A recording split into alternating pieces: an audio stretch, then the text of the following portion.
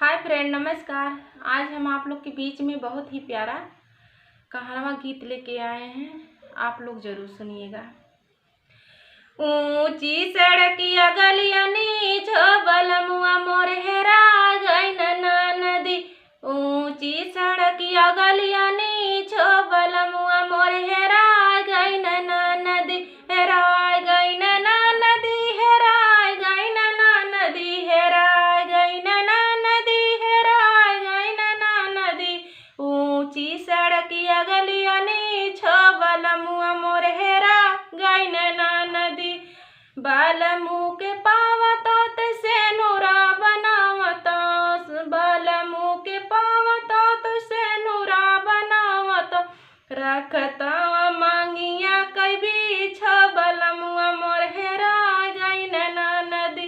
रखता मांगिया कई बीछ बलमुआ मोर हेरा गइल ना नदी।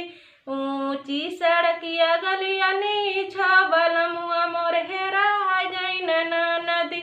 हेरा गइल ना नदी, हेरा गइल ना नदी, हेरा गइल ना नदी, हेरा गइल ना नदी। ऊंची सड़किया गलिया नीच बलमुआ मोर हेरा गइल ना नदी।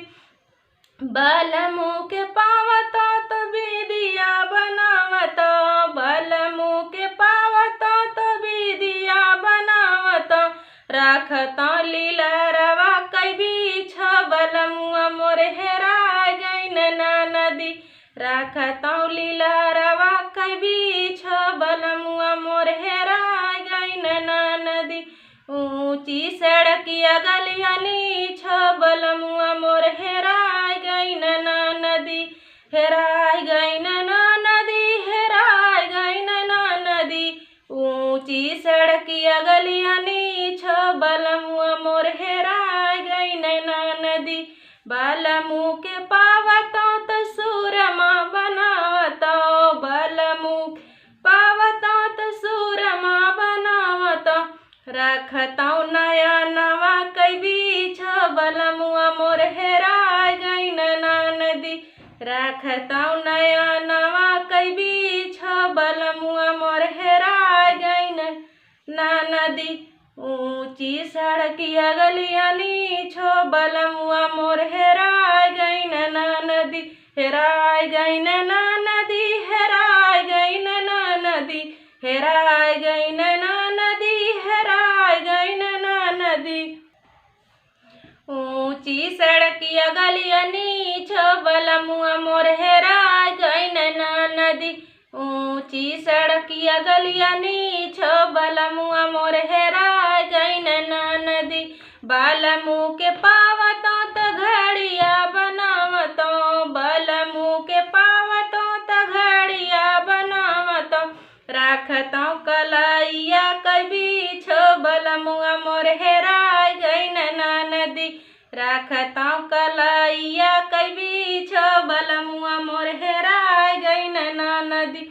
ऊंची सड़किया गलिया नीच बलमुआ मोर हेरा गइल ना नदी। हेरा गइल ना नदी, हेरा गइल ना नदी। ऊंची सड़किया गलिया नीच बलमुआ मोर हेरा गइल ना नदी। बलमू के पावतो तो सिकड़ी बनावतो, बलमू के पावतो तो सिकड़ी बनावतो। रखता गलवा कई बीछ बलमुआ मोर हेरा गइल ना नदी। रखता गलवा कई बीछ बलमुआ मोर हेरा गइल ना नदी। ऊंची सड़किया गलिया नीच बलमुआ मोर हेरा गइल ना नदी। ऊंची सड़किया गलिया नीच बलमुआ मोर हेरा गइल ना नदी। हेरा गइल ना नदी, हेरा गइल ना नदी।